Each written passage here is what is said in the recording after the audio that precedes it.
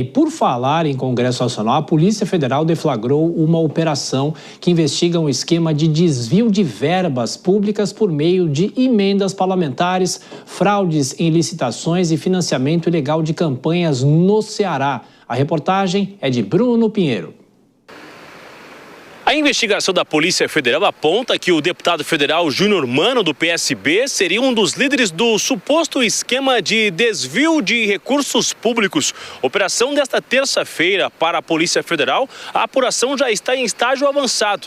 As primeiras fases da investigação começaram ainda durante a campanha eleitoral de 2024. A suspeita é que o deputado articulava o envio de emendas parlamentares e, em contrapartida, ao menos uma parte dos recursos eram desviados para esses acertos ilegais. O parlamentar também estaria atuando de um esquema de fraude em licitações. Investigadores da Polícia Federal apontam que um jogo combinado com autoridades locais e empresários durante os planejamentos, as empresas de cartas marcadas ganhavam esses contratos dessas licitações. Uma parte do montante, de acordo com a investigação, iria para uma espécie de um caixa 2 para acabar arcando com as campanhas eleitorais em 2024. Os agentes federais apreenderam equipamentos eletrônicos e documentos nos endereços do deputado, tanto no Ceará quanto aqui na capital federal e no gabinete na Câmara dos Deputados. Mano nega qualquer irregularidade. Em nota, o deputado federal negou ter qualquer atuação ou participação em esquemas licitatórios, ordenação de despesas ou fiscalização de contratos administrativos. Ao todo, a operação policial cumpriu 15 mandados de busca e apreensão. Além das buscas na capital federal, a operação alcançou 5 municípios do estado do Ceará. Júnior também chegou a ser expulso do Partido Liberal, quando era aliado ainda de Jair Bolsonaro. Estava na legenda, mas acabou sendo expulso. Ele está agora no PSB e segue ainda na Câmara dos Deputados como parlamentar reeleito nas últimas eleições. O caso segue sendo investigado, já que o deputado tem foro privilegiado. O assunto chegou, inclusive, no Supremo Tribunal Federal. De Brasília, o Bruno Pinheiro.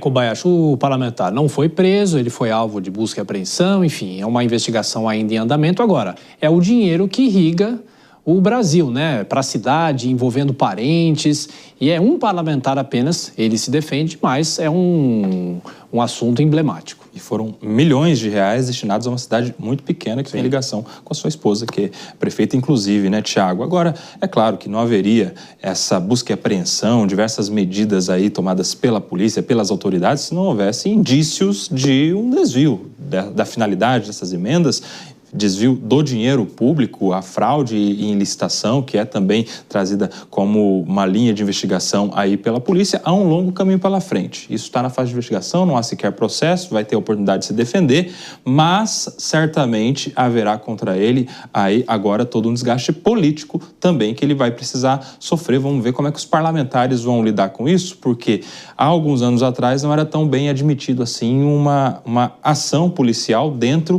do ambiente, do território do Congresso Nacional. Havia ali uma defesa do espaço físico dos parlamentares, até como um protecionismo dos próprios pares de Congresso. Dessa vez, não se falou muita coisa em relação a isso, não sei se é porque isso está se tornando cada vez mais comum também, né, Tiago? Alguns parlamentares chegaram a reagir, não é, Dora? Mas, de qualquer forma, foi uma operação que chamou a atenção hoje, mas em relação, como diz o Kobayashi, aos pares, a reação talvez não foi a esperada.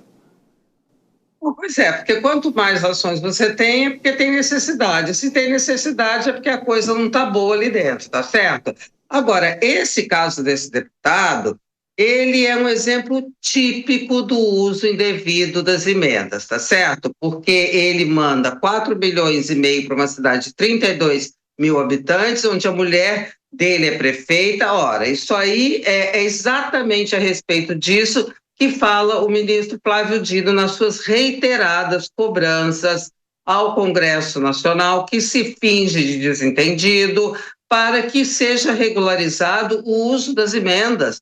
E aí ninguém está falando que emendas não devam existir, mas elas precisam atender às necessidades reais da população e não às necessidades dos parlamentares, tá certo? Então, esse caso aí, ele não me parece que seja isolado pelo andares das carruagens lá dentro, e isso a gente vai saber se é um caso isolado ou não quando começarem a vir ao público as investigações das dezenas, acho que são 40 inquéritos que estão tramitando em sigilo, sendo investigados no âmbito do Supremo Tribunal Federal, exatamente a respeito sobre o uso das emendas. Eu queria devolver para você perguntando isso, Dora. Essa operação de hoje dá mais gás para o ministro Flávio Dino, e a gente usa sempre aquela expressão, no encalço do Supremo no encalço do Congresso, né? Você sabe que eu adoro, né, essa palavra, adorei, porque ela é assim mesmo.